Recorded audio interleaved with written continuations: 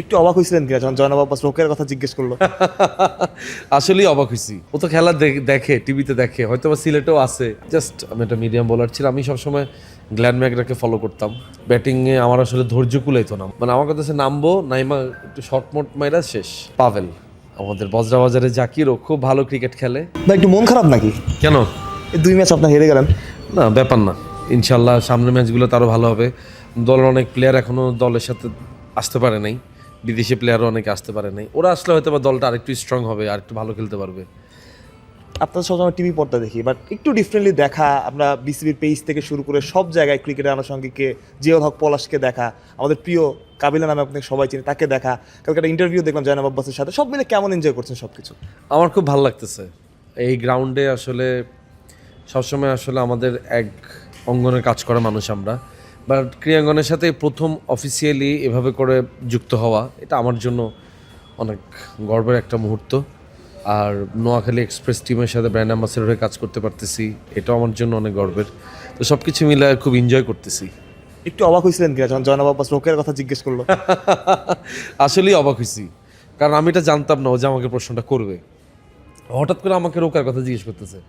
তা আমি বলি যে ভাই আপনি রোকিয়াকে কেমনে চিনেন, মানে এরকম আর কি। পুরো মাঠটা কালকে ঘুরলেন এবং যখন দেখলেন আসলে মানুষ তো ক্রিকেটই দেখতে আসে, বাট আপনার নামটা যখন মানুষ চিৎকার করছিল আর কি, তখন কি ফিল হইতেছিল না আমি আসলে কিছু করছি জীবনে, এই জন্য আসলে এত মানুষ যারা ক্রিকেট দেখে কিন্তু আমাকে চেনে? না, আলহামদুলিল্লাহ ভাই, এখনও তো আসলে অনেক কিছু করার বাকি, মাত্র তো শুরু। আর কাবিলা চরিত্রটা মানুষের মনের মধ্যে গেঁথে আছে। ইনশাল্লাহ সামনে আরও ভালো কাজ উপহার দিতে চাই দর্শকদের। ভাই রোকেয়া কবে আসবে কোথায়? খেলা দেখতে? ও তো খেলা দেখে, টিভিতে দেখে, হয়তো বা সিলেটেও আছে, আশেপাশে হয়তো বা আছে, আপনি হয়তো বা দেখিনি, এটাও হতে পারে। ভাই মানে কি মনে হচ্ছে আসলে নোয়াখালীর প্রথম 2টা ম্যাচ হেরে গেল, আসলে একটু কি ডিফিকাল্ট হয়ে গেল কিনা? কিছুটা তো হয়, মানে প্রথম ম্যাচগুলোতে জিততে পারলে টিমে কনফিডেন্টটা ভালো থাকে, বাট আমার কাছে মনে হয় এখন আশা ছাড়ার কিছু নেই। ভাই একটা দল এবার প্রথম আসরে অংশগ্রহণ করছে, খুবই অল্প সময় পাইছে তারা আসলে টিমটা গোছানোর জন্য। দলের যারা আছে প্রত্যেকে আসলে তাদের জান প্রাণ দিয়ে লড়ে যাচ্ছে। সো ইনশাল্লাহ মানে এতগুলো মানুষ যখন পজিটিভ ভাইব নিয়ে যখন খেলতে নামে, আশা করি সফল হবে। বলতেছিলেন যে রোকেয়া আছে আশেপাশে, কালকে হারার পর কথা হয়েছে নাকি, কিছু বলছে নাকি যে কেন হারলো, কি কারণ, তুমি থাকতে হারলো কেমনে? না, হেতি দেখে আর কি, সব কিছু জিজ্ঞেস করে যে ইনশাল্লাহ জিতবো, সেও দেখা গেছে যে কনফিডেন্টটা দেয় আর কি। বিপিএল আসছেন প্লেয়ারদের, কালকে মিরাজের সাথে দেখলাম আপনার সাথে দেখা হলো এবং প্লেয়ারও আপনাকে আসলে খুব ভালোবাসে, দেখা যাচ্ছে যে একসময় আপনি প্লেয়ারদের ফ্যান ছিলেন, এখন অনেক প্লেয়ার আপনার ফ্যান, আপনার শো দেখে, আপনার নাটক দেখে। মিরাজের সাথে আসলে কি কথা হলো, মিরাজ বলে অনেকদিন পর দেখা হলো, পরিচিত কি আগে থেকে ছিল নাকি? হ্যাঁ, মানে একটা বন্ধুত্বপূর্ণ সম্পর্ক আমাদের, যেহেতু আমার শ্বশুরবাড়িও রাকিন সিটি, সেও রাকিন সিটিতে থাকে, তো শ্বশুরবাড়ি যাওয়ার সুবাদে অনেকবার দেখা হয়েছে, আড্ডা হয়েছে। আলহামদুলিল্লাহ খেলোয়াড়রা যারা তারা আমাদের কাজগুলো দেখে, আমাদের নাটকগুলো দেখে তারা, এবং আমরাও তাদের খেলা দেখি। সো এটা খুবই মানে ভালো লাগার একটা মুহূর্ত। কোনো প্লেয়ার সাথে দেখা হয়েছে যে হুট করে আপনার দিকে দৌড়ে আসছে বা এই করছে যে একটা ছবি তুলি কাবিলা ভাই? না, সবাই আসলে খুব সুন্দরভাবে ভাই বারাদার হিসাবেই আসছে। আমরা একসাথে ছবি তুলছি, একসাথে এনজয় করছি। আমার টিমের সাথে হাসান মাহমুদ ভাইয়ের সাথে দেখা হয়েছে, ওনার খেলা আমার পার্সোনালি খুব ভালো লাগে। অপু ভাইয়ের সাথে দেখা হয়েছে, অপু ভাইকে বললাম যে ভাই আপনাকে দলে খুব মিস করতেছি। সো প্রত্যেকটা খেলোয়াড়কেই দেখলাম যে আমাকে খুব পজিটিভলি তারা রিসিভ করছে। ইনফ্যাক্ট দলের যিনি সহকারী কোচ তালহা জুবাইর ভাই, আমাদের দলের কোচ সুজন ভাই, প্রত্যেকেই খুব সুন্দরভাবে আমাকে পজিটিভলি রিসিভ করছে। আমার টিম, আমার নোয়াখালী এক্সপ্রেস টিমের যারা ম্যানেজমেন্ট, তাদের প্রতি আমি অনেক বেশি কৃতজ্ঞ যে তারা নোয়াখালী এক্সপ্রেসের এই দলটার ফ্র্যাঞ্চাইজি নিছে এবং বিপিএলে তারা এই দলটা নিয়ে কাজ করতেছে। ভাই কালকে আপনার স্বপ্ন ছিল ক্রিকেটার, একটা ইন্টারভিউতে আপনি বলছিলেন কালকে যখন মাঠে আসলেন এবং কালকে পুরো ফোকাসটা আপনি নিয়ে নিয়েছেন মাঠ থেকে, যখন খেলা হচ্ছিল বাইরে মনে হচ্ছিল যে না আলাদা একটা সেগমেন্ট চলতেছে আপনাকে নিয়ে, এই যে এই সব কিছু আপনি অনেক স্ট্রাগলও করছেন একটা সময়, সব কিছু মিলে এই যে বড় হওয়া, এই জায়গাটায় আসা, নাটকে তো অনেক সুনাম পাইছেন, বাট মাঠে এসে যখন এটা দেখেন যে একটা মাঠে 20,000 মানুষ সবাই আপনার নাম ধরে চিৎকার করতেছে, এটা তখন কেমন লাগে আসলে? এটা আসলে ভাই ওই মুহূর্তে থাকলে বোঝা যায় যে ফিলিংটা আসলে কেমন। এই ফিলিংটা আসলে আমি আপনাকে ইন্টারভিউতে বুঝাতে পারবো না। এটা একটা মানে অলৌকিক অনুভূতি। মানে আমার কাছে মনে হয় যে এতগুলা মানুষ প্রত্যেকে ভালোবাসা দিচ্ছে, সিলেটের মানুষ, নোয়াখালীর মানুষ, বিভিন্ন জেলার মানুষ একসাথে বসে খেলা দেখতেছে, এবং আমি খুব খুশি হয়েছি যে সিলেটের মানুষরা যেভাবে আমাকে খেলার টাইমে মাঠের মধ্যে এত সুন্দরভাবে রিসিভ করছে, ভালোবাসা দিছে। আমি কৃতজ্ঞ, সবার প্রতি আমি কৃতজ্ঞ। ভাই আপনার নাম আসলে ব্যাচেলর পয়েন্ট নামটাও চলে আসে এবং আপনার ছোট ভাই শিমুল ওকে আসবে কিনা খেলা দেখতে, বা ও কি বলে আপনার টিম নিয়ে যে নোয়াখালীতে চলে গেলেন?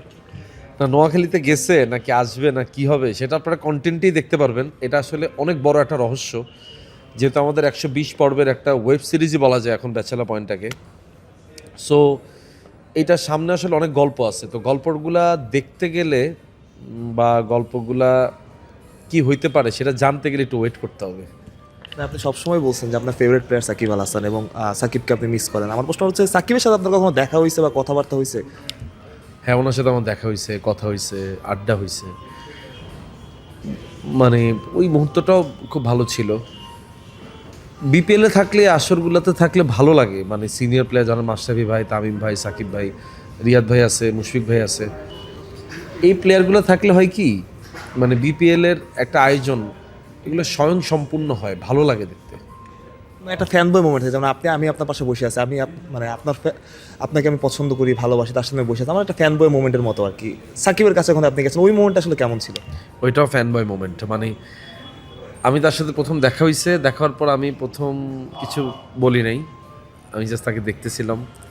তারপরে আমাদের অনেক আগে থেকে দেখা হবে হবে হবে এরকম একটা ইয়ে ছিল। পরে একটা সময় যখন দেখা হয়েছিল তখন ভাই মানে কোনো একটা সিরিজ খেলতেছিল, কোনো সিরিজের মাঝখানে তখন দেখা হয়েছিল।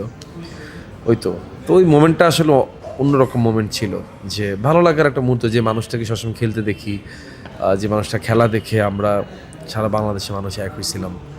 সো ওই ওই ওই ওই মোমেন্টটা খুবই সুন্দর একটা মোমেন্ট ছিল। কোনো কথা কি মনে আছে যে বলছে যে এই কথাটা আমার ভালো লাগছে? বা না, তেমন স্পেসিফিক কিছু না, জাস্ট বলছে যে সে আমাদের কাজগুলো দেখে এবং আমি বলছি, ভাই আমরা আমরা আপনার খেলা দেখি, এই তো এভাবেই।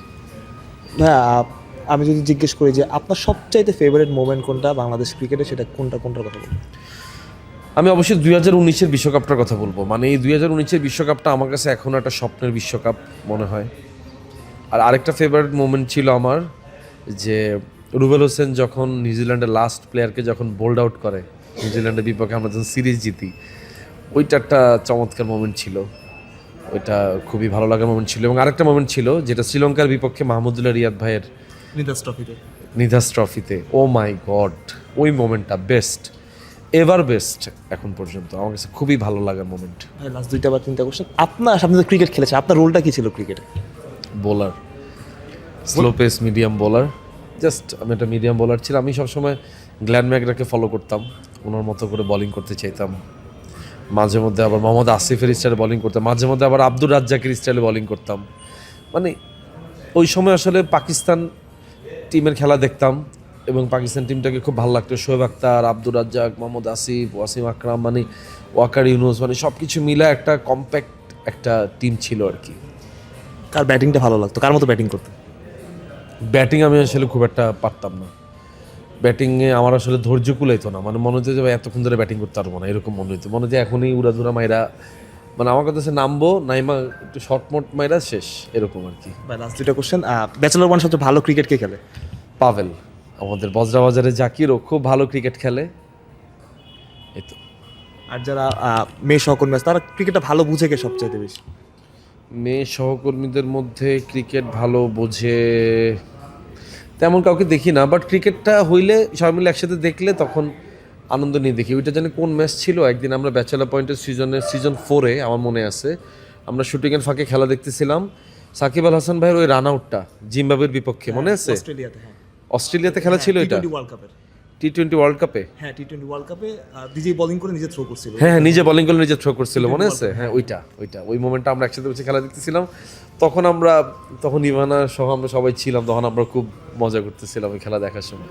একটা লাস্ট কোশ্চেন, নোয়াখালীর ভাষা একটু দর্শকের সাপোর্ট চাইবেন, যেহেতু আমরা 2 ম্যাচ হেরে গেছেন, দর্শকদের মন খারাপ, একটু সাপোর্ট চাইবেন নোয়াখালীর ভাষাতে, একদম লোকাল। না, আমাদের নোয়াখালী মানুষজন খুবই স্ট্রং, আমি জানি, মন খারাপ করার কিছু নাই। ইনশাল্লাহ সামনের ম্যাচে আমরা উড়াই দিই। আর খেলোয়াড়রা কিন্তু আমাকে নিজে গো, সো আমাদের খেলোয়াড়দেরকে আমাদেরই সাপোর্ট করতে হবে, যাতে করে তারা পরের ম্যাচে দুর্দান্ত কনফিডেন্স নিয়ে আমাদের জন্য জয় নিয়ে আসতে পারে। Thank you.